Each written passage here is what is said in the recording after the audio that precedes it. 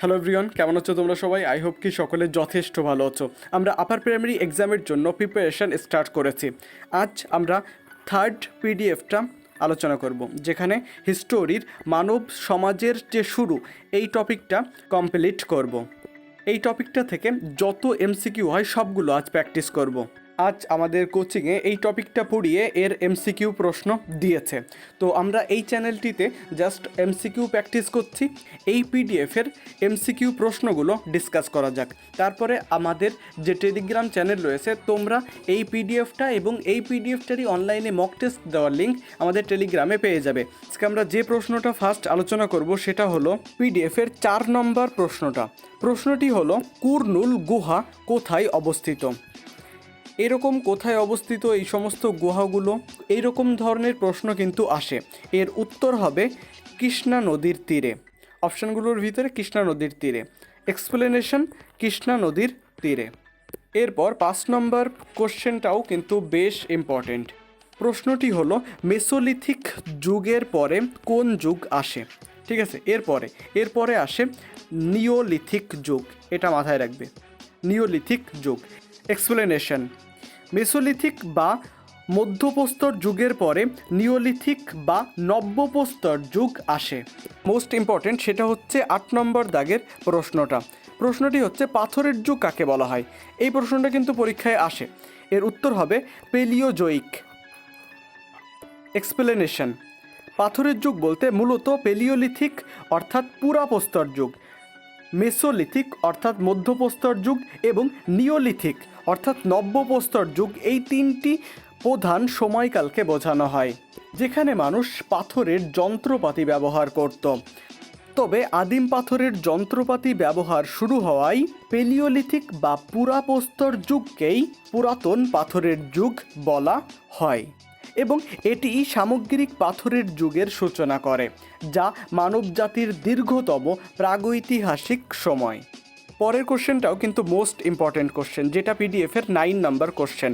কোন যুগকে কোয়ার্টাস যুগ নামে পরিচিত? মানে কোন যুগটি কোয়ার্টাস যুগ নামে পরিচিত? এর উত্তর হবে প্রাচীন প্রস্তর যুগ।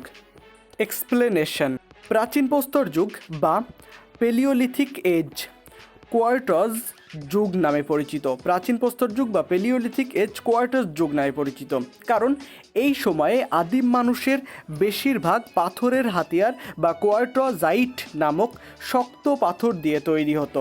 তো প্রশ্ন অনুযায়ী সঠিক উত্তরটি হলো প্রাচীন প্রস্তর যুগ। এরপর পিডিএফের 10 নম্বর কোশ্চেনটা বেশ কমনযোগ্য প্রশ্ন। প্রাচীনকালের যুগকে কটি ভাগে ভাগ করা হয়? এটা আমরা সকলেই জানি, 3টি ভাগে ভাগ করা হয়। এক্সপ্লেনেশন, প্রাচীনকালকে সাধারণত 3টি প্রধান ভাগে ভাগ করা হয়।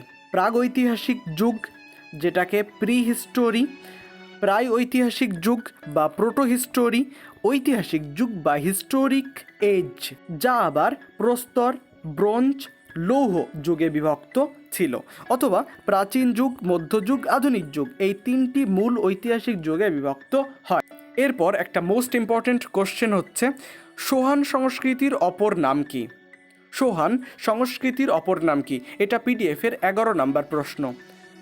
এর উত্তর হবে পুরাপ্রস্তর সভ্যতা। পুরাপ্রস্তর সভ্যতা, অন্যান্য অপশানগুলো হবে না। এক্সপ্লেনেশন, সোহান সংস্কৃতির অপর নাম হলো পুরাপ্রস্তর সভ্যতা। পুরাপ্রস্তর সভ্যতা বা লোয়ার প্যালিওলিথিক কালচার, যা মূলত পাঞ্জাবের সোহান নদীর অববাহিকায় আবিষ্কৃত হয়েছিল। পাঞ্জাবের সোহান নদীর অববাহিকায় আবিষ্কৃত হয়েছিল। এটি নিম্ন প্যালিওলিথিক যুগের প্রস্তর যুগের হাতিয়ার ও সংস্কৃতির প্রতিনিধিত্ব করে। নিম্ন প্যালিওলিথিক যুগের আর প্রস্তর যুগের হাতিয়ার ও সংস্কৃতির প্রতিনিধিত্ব করে। এরপর আমরা পিডিএফের 14 নম্বর প্রশ্নটা দেখব, যেটা মোস্ট ইম্পর্ট্যান্ট কোশ্চেন। মধ্যপ্রস্তর যুগের রাজ্যে সবচেয়ে বেশি কোন প্রস্তর চিত্র বা পশুর চিত্র পাওয়া যায়? এটা কিন্তু মধ্যপ্রস্তর যুগের কথা বলা হচ্ছে, যে এই টাইমে কোন প্রস্তর চিত্র বা পশুর চিত্র সবচেয়ে বেশি পাওয়া গিয়েছে? এর উত্তর হবে হরিণ। এক্সপ্লেনেশন, মধ্যপ্রস্তর যুগ বা মেসোলিথিক যুগে সবচেয়ে বেশি যে প্রস্তর চিত্র পাওয়া যায় তা হলো হরিণের চিত্র। এছাড়াও মহিষ এবং অন্যান্য বন্যপ্রাণীর চিত্রও দেখা যায়, যা তাদের শিকার ও জীবনযাত্রার প্রতিফলন ঘটায়। আজ আমরা এই কটা কোশ্চেনই ডিসকাস করলাম। পরবর্তীতে এই পিডিএফ এবং এর অনলাইনে মক টেস্ট দেওয়ার লিঙ্ক আমি আমার টেলিগ্রাম চ্যানেলে আপলোড করে দিয়েছি। 78 72 20 9 পরে 3 6 এই নাম্বারে টেলিগ্রামে অথবা হোয়াটসঅ্যাপে মেসেজ করো, আমি তোমাকে আমাদের গ্রুপে জয়েন করিয়ে নেব।